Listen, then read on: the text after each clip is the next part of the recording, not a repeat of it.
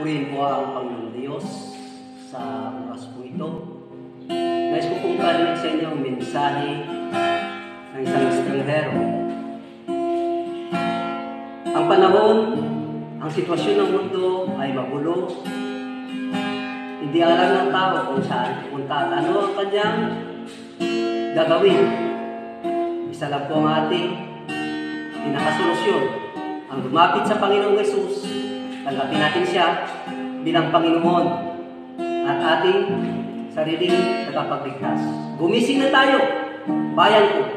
Gumising, bayan ng Diyos. At tayo po ay sumikaw ng katotohanan. Tayo ay tinawag ng Diyos upang ipaalam ang kanyang kalooban sa mundo ito. Purihin at dakilain siya.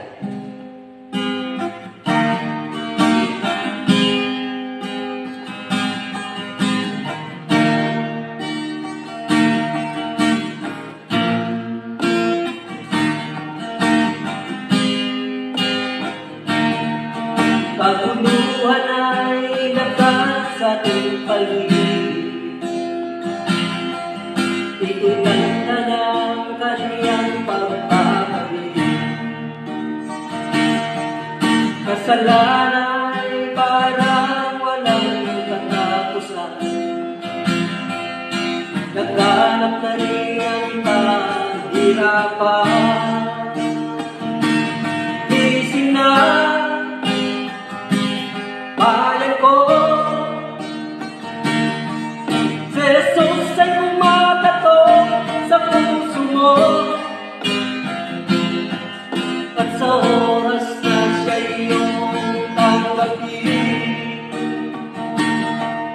kalayaan ay isa sa'yo. Gising na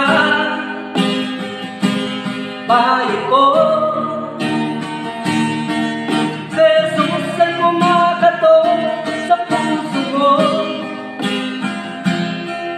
at sa oras na siya iyong tanggapin, kalayaan ay isa sa'yo. Daigdig ay walang kalayaan, nababalot na ito ng kadiliman. Mga tao'y di alam ang patutunguhan. Ito'y tanda lang ng kamangmangan. Gising na bayan ko, si Jesus ay kumakatok sa puso mo. At sa oras na siya iyong tanggapin, kalayaan ay isa sa'yo. Gising na bayan ko, si Jesus ay kumakatok sa puso mo. At sa oras na sa iyong tanggapin, kalayaan ay isa sa'yo. Nasaan na iyong ipinagsigawan, na ikaw ay pinili niya at pinilihan?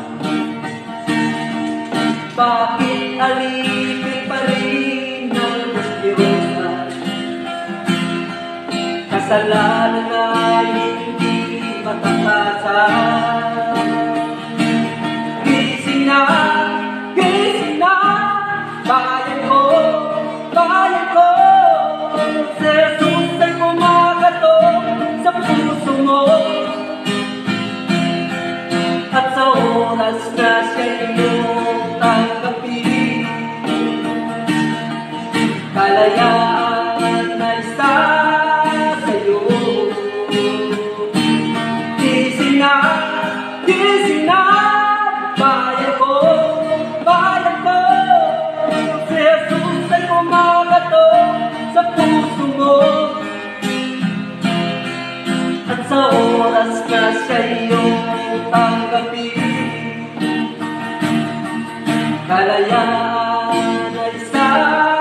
sa'yo.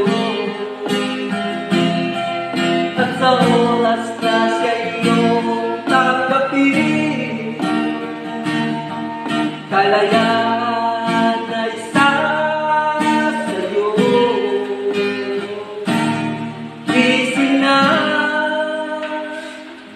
Gising na, bayan ko.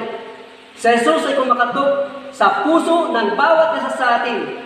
At kung atin siyang tatanggapin bilang Panginoon at tagapagligtas po natin, makalaya tayo sa anumang pagkagapos ng kaaway, problema, sakit, karamdaman. Tayo igagaling, tayo ilalaya sa pangalan ni Jesus. Purihin ang Diyos na dakila.